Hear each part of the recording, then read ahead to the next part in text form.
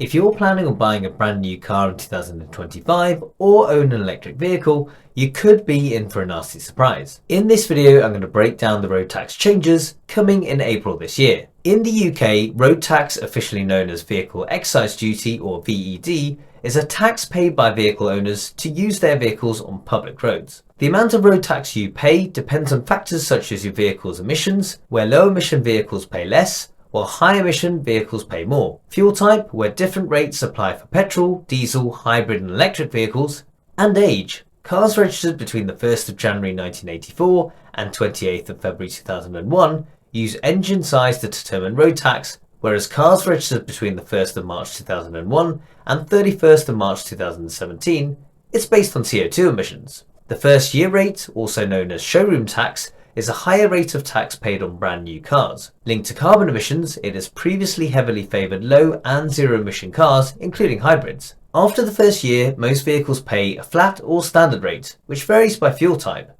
In the 2024 autumn budget, Rachel Reeves, Chancellor of the Exchequer, outlined several changes to road tax that will directly impact all car owners in 2025. The Chancellor confirmed a shake-up of the first year rates for road tax. Reeves said, Labour wants to support the take-up of electric cars. This in turn has led to much higher prices for first-year rate VEDs on any new car that's not zero emissions. Let's start with the road tax payments if you're buying a new electric car from the 1st of April 2025 and the vehicle's list price, set by the manufacturer and not the price you finally pay, is less than £40,000. Like this MG4 EV for example. In year 1 you'll pay £10. In year 2 and thereafter you'll pay £195 per year. But what if your new electric vehicle has a list price of more than £40,000?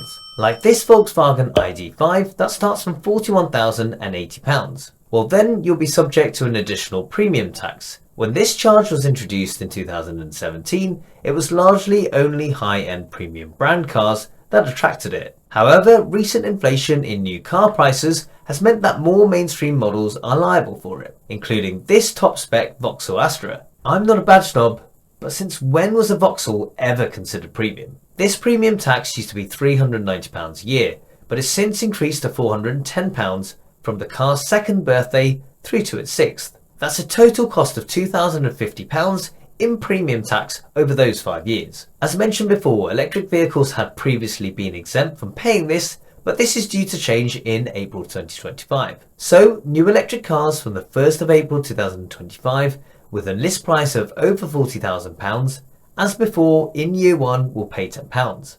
But in the 2nd all the way to the 6th, you'll pay a total of £605 per year. That's £195 flat rate, plus the additional £410 premium tax. In the 7th year, the road tax will return to the flat rate of £195 per year onwards. Moving on to older electric vehicles, registered before the 31st of March 2017, from the 1st of April 2025, will have to pay £20 a year moving forwards. Slightly newer electric vehicles registered between the 1st of April 2017 and the 31st of March 2025 will have to pay £195 per year from the 1st of April 2025.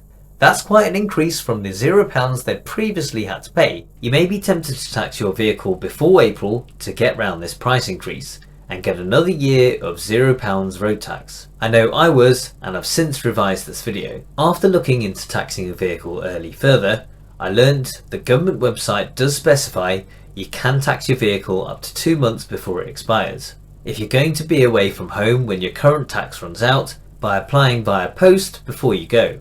Or if you don't want to apply in advance, you can apply online, but only from the 5th of the month your road tax is due to expire. This road tax rise was one of the reasons I chose to buy an electric vehicle which fits our needs as a second car and was registered before the 1st of April 2017.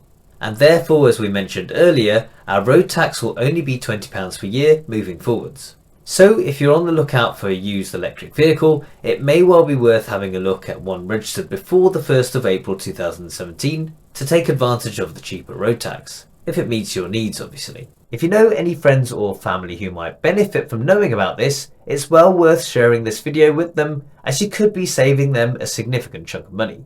Now, with all these tax changes coming about, and I haven't even got to the horror show that will be the new petrol and diesel road tax prices, you'll probably want to take even better care of your car to keep it going for that bit longer. But with all that surface water, grime and salt attacking it, your vehicle's underbody could start to look like this, full of rust and corrosion, resulting in costly repair bills. That's where a Lanoguard rust protection kit can help. It comes with motor grease to apply to the wheel seams, nuts and bolts, sharp edges and threads, etc., and the motor spray, which can easily be applied just about anywhere. Just avoid the brake discs and pads. This image is from the underside of our 2014 plate Mitsubishi Outlander plug-in hybrid electric vehicle, before I treated it with Lanoguard. This is what it looked like afterwards, and I think you'll agree the contrast is stark. If you want to reduce costly repair bills due to rust and corrosion, give your vehicle the Lanoguard treatment. There's even a link in the video description box below for £5 off your order.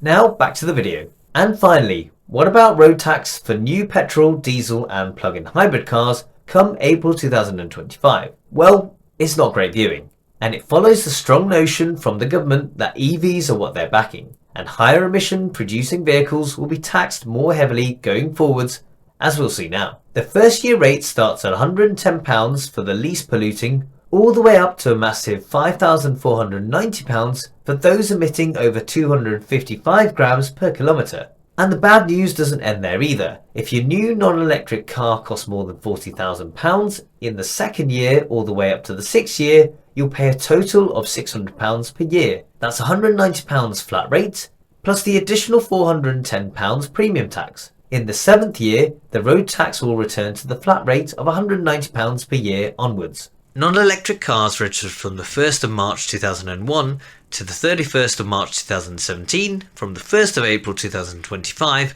will be taxed based on their emissions, as can be seen in this table here, and is also subject to inflationary increases. Non-electric cars registered after the 1st of April 2017 from the 1st of April 2025 will have to pay the first year tax rate based on emissions, but from the second year the standard rate of road tax will be applied. And as before, if your car costs more than £40,000, in the second year all the way to the 6th, you'll pay a total of £600 per year. That's £190 flat rate plus the additional £410 premium tax. In the 7th year, the road tax will return to the flat rate of £190 per year onwards. So I hope you found that useful, and do let me know in the comments section below your thoughts on these road tax changes for 2025. And is it finally time for you to go electric for your next new car, or will you be holding on to your existing vehicle for longer? Thanks for watching, and I'll see you in the next one.